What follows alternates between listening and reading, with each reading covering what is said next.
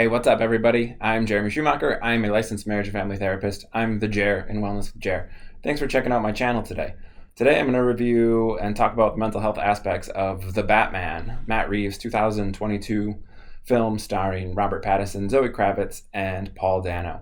There are other people in it too. We'll talk about some of them. Shout out to Andy Serkis. Anybody who plays Gollum is a winner in my book.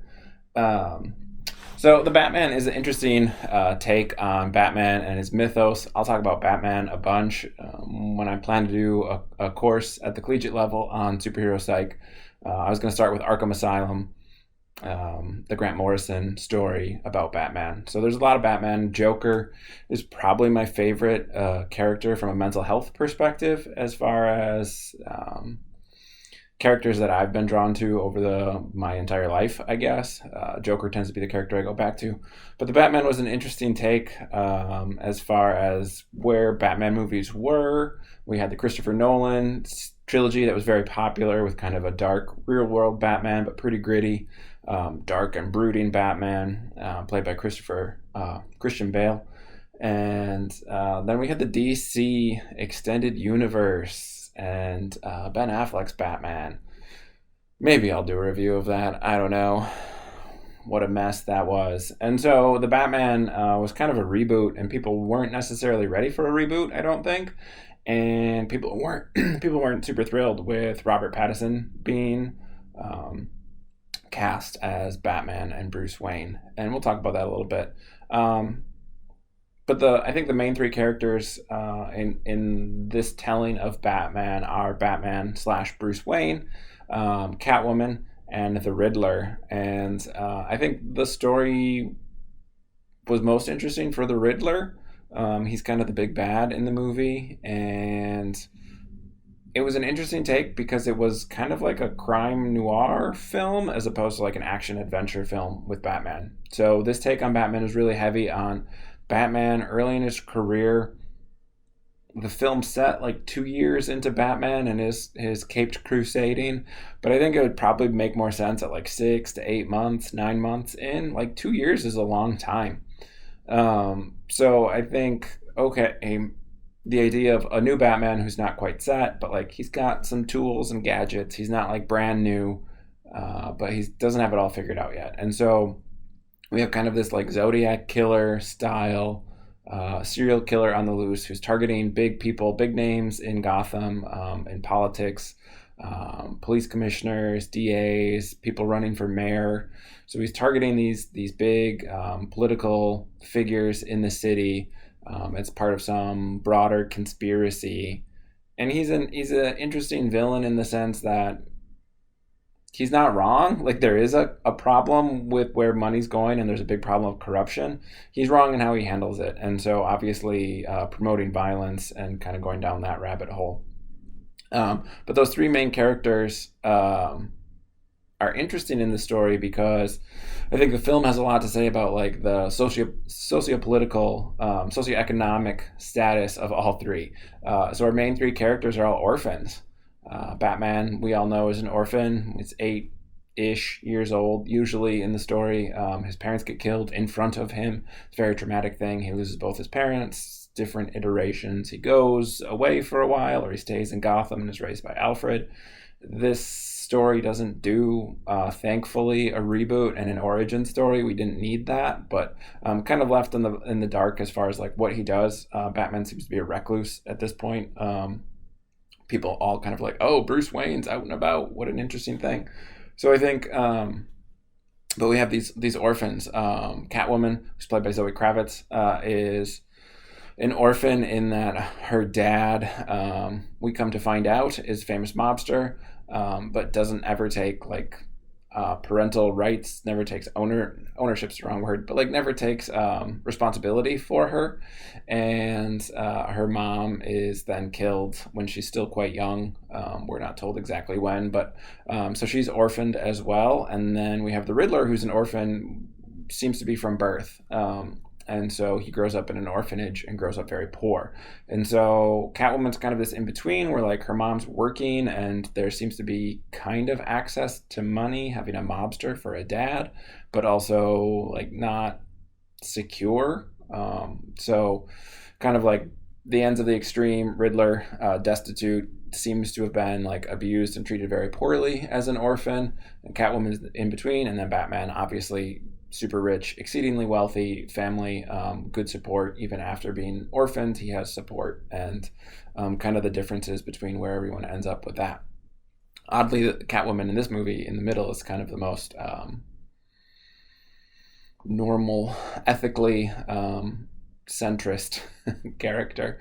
Batman's always kind of oddly like authoritarian, like black and white thinking, right or wrong. Like "I'm vengeance" is his tagline. And one of the things that's interesting with this Batman arc is Batman shows some growth in the movie, which is good. Um, but yeah, they all seem to have PTSD, and I've talked about this before in my Mr. Miracle video. Comics, all superheroes have trauma. Everybody has trauma, right? That's the thing that I've said before. But superhero stories are all based with some sort of traumatic event. Being an orphan is very common trope in superhero stories because it makes that character relatable to people. We can all kind of go in their shoes, regardless of whether we were an orphan or not. It kind of takes a lot of identifiable upbringing traits out of that person's backstory and leaves it as a blank canvas so that people who are reading the story can relate. Um, so yeah, let's talk about the Riddler first, I guess. I thought the introduction of the Riddler was good. I liked the way the story was told as kind of like a murder mystery story as opposed to a superhero story. It obviously is a superhero story, but like it had feelings of like Seven, some like famous crime movies where it's kind of like, oh, you're piecing it together and like the detective's on the case. So I really like that. The Riddler in the comics has almost always been like this flamboyant, kind of over the top character. And in the Batman, he's really not. He's got like a trench coat and a mask that's poorly sewn together. I thought his costume was weird when his ways of killing people were so extravagant. You know, he's got like a remote controlled bomb around somebody's neck that takes like a lot of skills to build, a lot of engineering know-how, and like he relies on duct tape a lot. So like I don't know, there's this back and forth and like kind of like this poor like what could he get from like the hardware store down the street type thing, but then also like he's like this saw type mastermind creating these like kind of Rube Goldberg type serial killing machines. So I don't know. I thought Riddler was a little all over the place, but from a mental health perspective, he's dealing with something. Riddler's kind of an amorphous diagnosis. Obviously, I've talked before, like I'm taking liberties. They're fictional characters, so I feel like I can play around with diagnosing fictional characters, but as professionals, we're not supposed to diagnose anyone we're not working with. But he doesn't fit like a real clear demarcation as far as something goes. Riddler typically in comics and past iterations of Riddler in movies has pretty clearly had OCD. I think the Riddler in the Gotham series probably had maybe OCD, but definitely autism, was on the autism spectrum. And so like he's had a couple different things. People will usually say he's a narcissist. I don't ascribe to, and I don't diagnose people with personality disorders. Trauma is always a better explanation than a personality disorder. So I don't know. He's kind of like an incel in this movie. He has like a weird, small but meaningful to him online community. He seems to have like some obsessive traits as far as like the puzzles and the riddles go, but like not to the extent that other versions of the Riddler had. So it's kind of an interesting take on him. He's just kind of like a weird incel. The Riddler in other iterations of Batman stories typically is like very violent but hands off. And I think that's one of the things that fits pretty well with like autism spectrum. People on the spectrum usually are more likely to harm themselves than harm anyone else. That's true of mental health issues across the board. People are more likely to harm themselves than they are to harm someone else.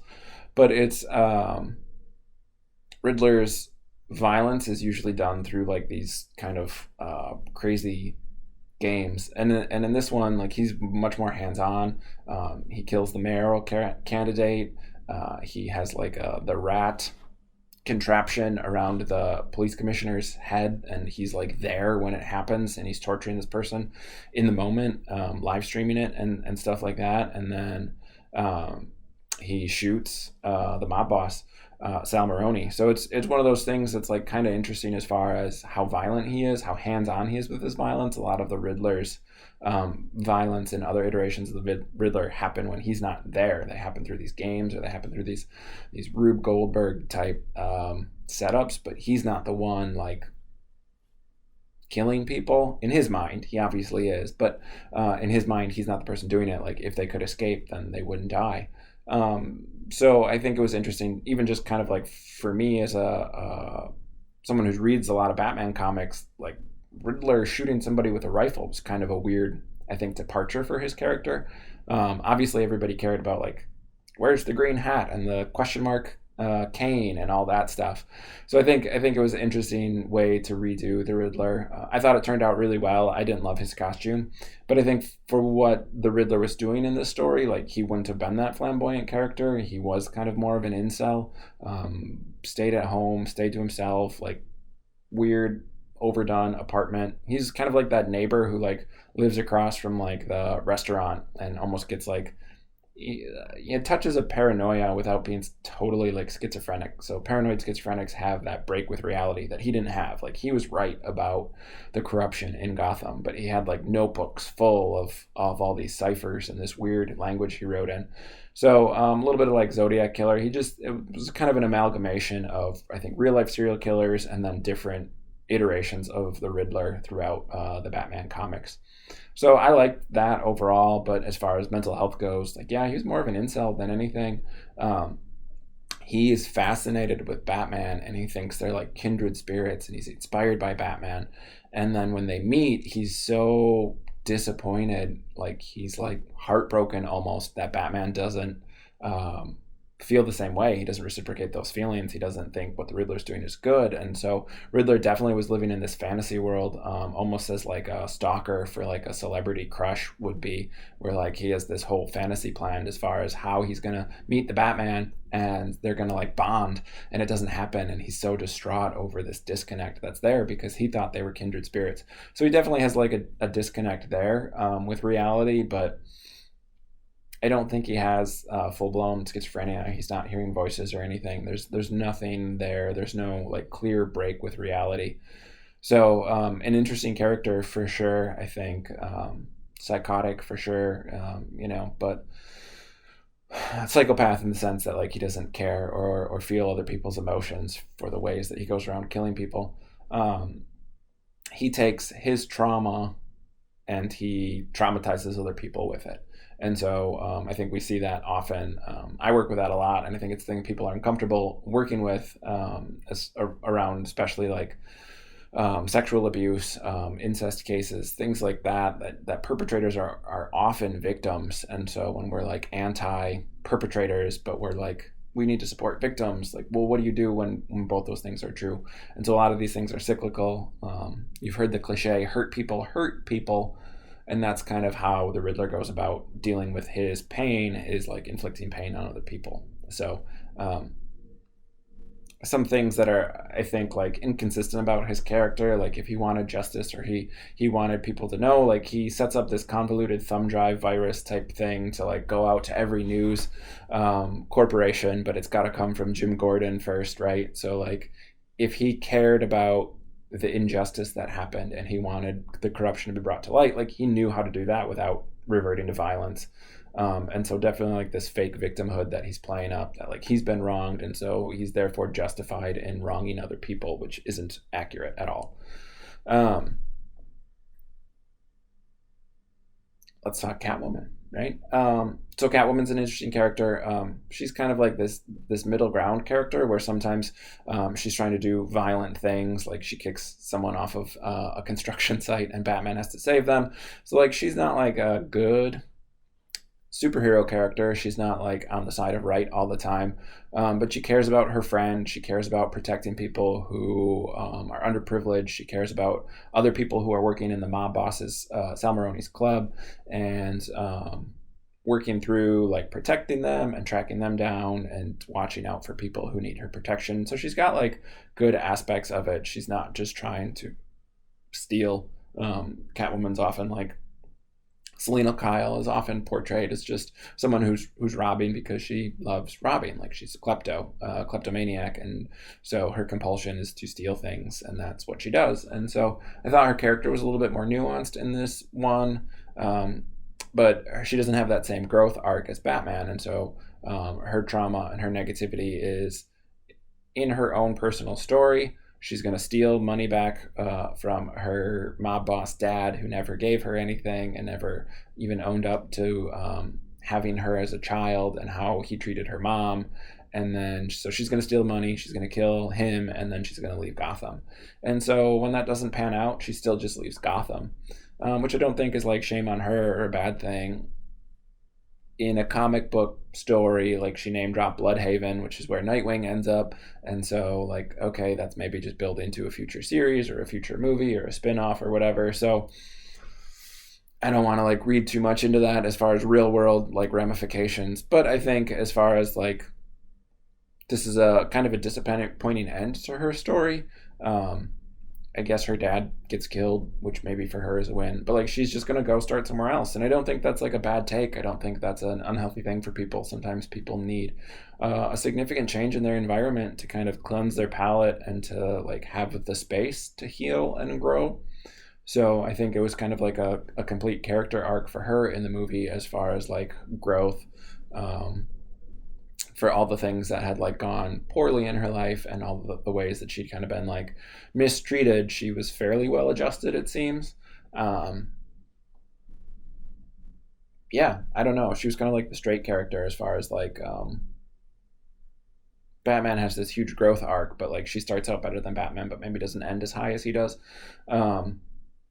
Straight character being like a filmmaking term as far as like the person who kind of stays consistent and starts out as like a regular normal human being. The Jason Bateman character in Arrested Development, it's a trope thing. And then Batman, I don't know. I liked the portrayal of Batman in this movie, and I kind of hated the portrayal of Bruce Wayne in this movie. Some of it I think was Robert Pattinson, and like, I don't know, the Kurt Cobain was an inspiration for it. I read online in preparing for this video. I liked the Nirvana soundtrack. I liked having a Nirvana song in a Batman movie was cool. But kind of like the depressed, I know what it was. It was the Peter Parker in Spider-Man 3 emo Peter Parker.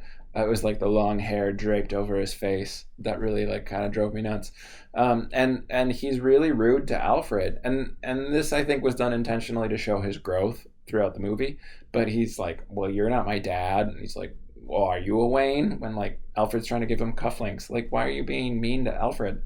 So I thought that was like immature. And again, trying to show like Batman early in his process.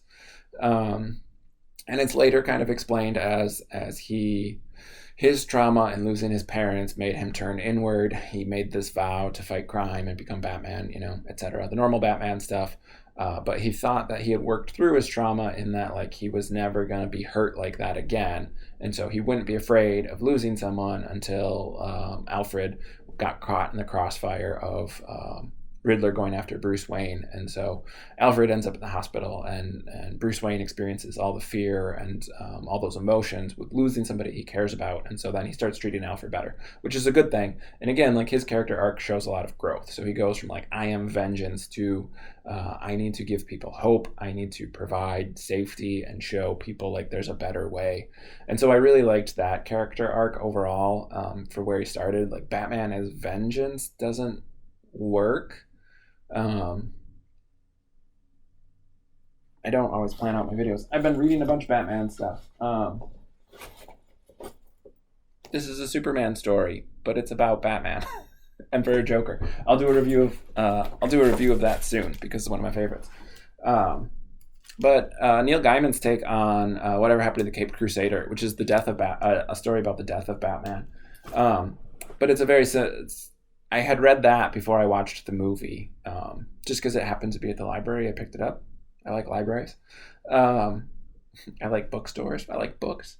So I hadn't read it before, and I happened to be at my local library, so I snagged it. And it's kind of like it distills what Batman's all about, and so like Batman has this rule where he's not going to kill people, which we all kind of roll our eyes at now in the modern times. Like, well, he's okay doing like pretty severe brain damage to people.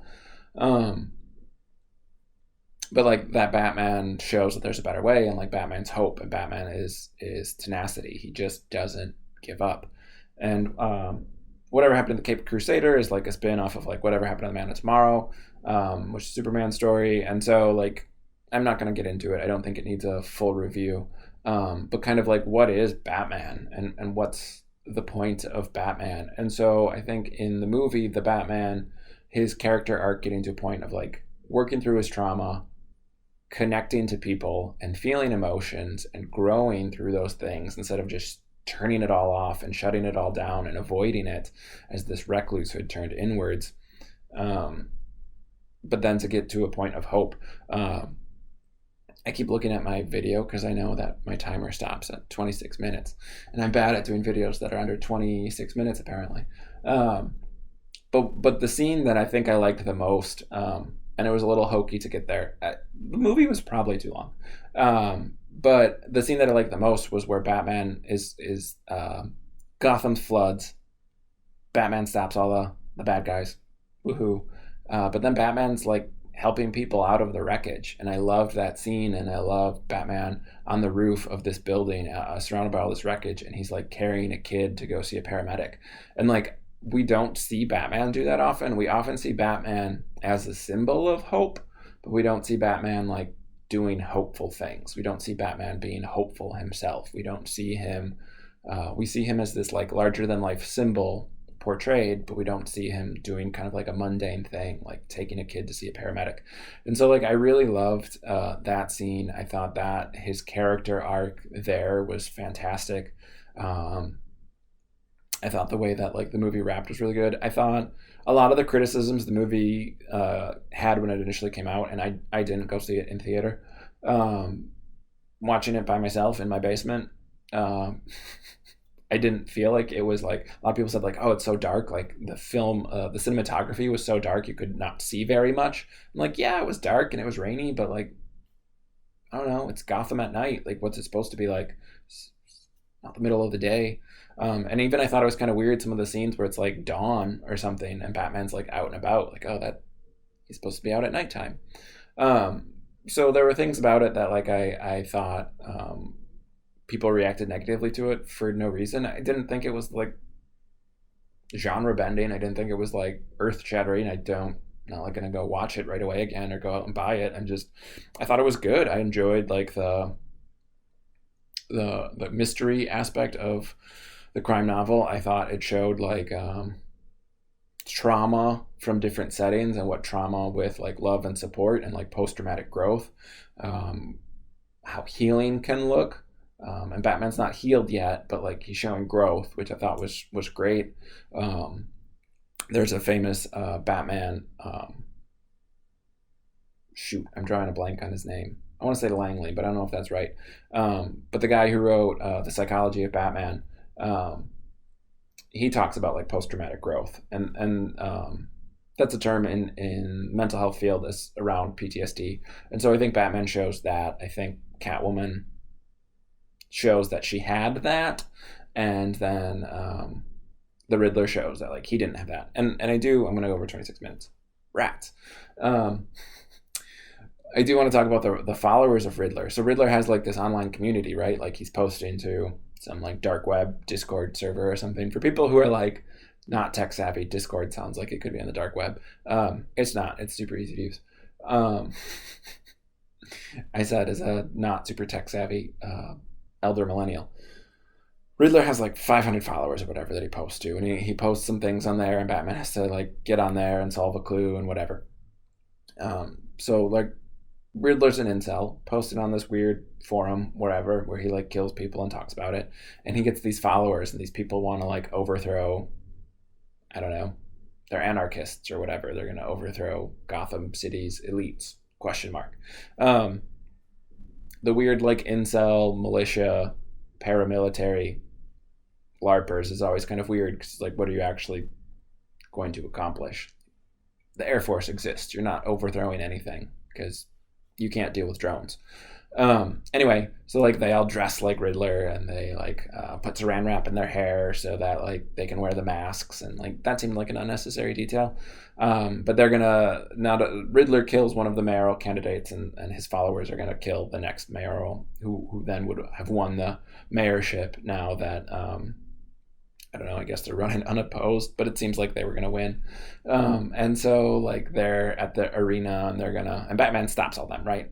But one of the things that I liked in the movie, in that like kind of the incels, it's like Riddler's got like 500 followers, and it's really meaningful to him. But like 500 followers is not that many, in the grand scheme of like The Rock has however many millions and millions of followers on Instagram. That was a wrestling joke for people who didn't know what I was doing there. The Rock being Dwayne Johnson. So 500 people versus millions and millions of followers. He's not a celebrity. He's not even like mid-level celebrity people that I haven't heard of. He's just like a Twitch streamer, I guess. I don't know. Not throwing shade at people who stream on Twitch. So like he's not super popular, but you can see this community is meaningful to him because he's an incel, right? Like he doesn't have real life friends. He doesn't get out much. He's not like doing stuff. He doesn't have a good support system. So this online community kind of becomes a support system, and he's like this micro celebrity to this thing. And so, right, there's this uprising. They're going to follow him. They're going to dress like him. They're going to do all these things because they're incels too. And I don't know, like 20 of them show up. And I liked that the movie did that because I think a lot of times people get in these online communities, and because you can be whoever you want online, a lot of people are drawn into being more extreme versions of themselves, or they're not racists in their minds, but they'll use the N-word online. But they would never do that in real life. But then they find these other communities of like these extreme kind of pocket groups of people, and they think what their experience online becomes normalized, but it's not. And so the number of people who are going to take action in real life versus the number of people who are going to retweet something or post about something on a Reddit forum or whatever are significantly different. I go on Reddit often. I'm a millennial, right? So Twitter is a cesspool, and Facebook, I don't know, Facebook's supposed to be for my generation. I go on Reddit a lot. There's a subreddit called Relationship Advice, and I go on there, I don't know, to make myself angry. I don't post anything ever, but I scroll somewhat endlessly on some of these relationship advice things, and like the things people write are idiotic and terrible and like nonsensical. But if you're somebody who wants to like convince yourself of something, you can find a post about it, and you're going to read all these things and how like, oh man, I think my wife's cheating on me because of X, Y, and Z. So like find this, and like, yeah, and then these people ruin their lives over it because they went down this internet rabbit hole, getting more and more extreme and getting worse and worse advice, and these stories that are like probably less and less true, and then it doesn't pan out in real life. And so I thought like the Riddler's followers, being a handful of them, show up, and like they're kind of cringy. Like the Riddler himself in this movie is kind of cringy, and then his followers are even more cringy. So like I liked that. I don't know that the movie was trying to comment on that, but like the difference between internet culture and subcultures on the internet normalizing kind of extreme stances versus people who are willing to follow up in real life. These huge like online communities who will talk about like overthrowing the government, and then like 100 people show up. So like, right, be aware and be critical of what you're involved with online, because the way that people are on the internet is not how people are online or in real life. And so that's how extremism happens online. Like we can talk about, and maybe I'll talk about it in a different video. I wasn't planning on getting into it here, but we can talk about like extremism. The algorithms that YouTube and Twitter and Facebook all use are based on outrage gets more clicks than anything, because people get angry and they click on things and they share it angrily. And then, so if you have something that like one side agrees with and is going to make the other side angry and trigger, like then you're getting multiple groups of people all clicking on it. So the algorithm kind of like feeds into extreme things, not like a well curated middle ground, or like here's a counterpoint to what you were presented with earlier. And so these are how things become echo chambers, and this is how people can kind of get go from being like fringe conspiracy theorists to like Holocaust deniers or 9/11 truthers or flat earthers, and how those things that are really unrelated all get wrapped into one, because all of a sudden, like, you're aware of the Illuminati. So like Riddler's kind of a conspiracy theorist. The movie doesn't do like a great job with that, because he's kind of right about the conspiracy that he's talking about, and the corruption that he's showing. But it's one of those things where, again, like, he doesn't show any growth. His followers aren't showing growth, obviously, and so he's a character with trauma. No support given to him, no growth shown. Catwoman has trauma, has decent support in throughout her life, and like is a starting off better character, but doesn't necessarily continue that growth. And then Batman has trauma, and he has love and support that he kind of rejects at first, and he gets to a point in his life where he's ready to like accept that and grow, and he shows an upward trajectory in the growth. So they just announced a sequel. I think that was always the plan.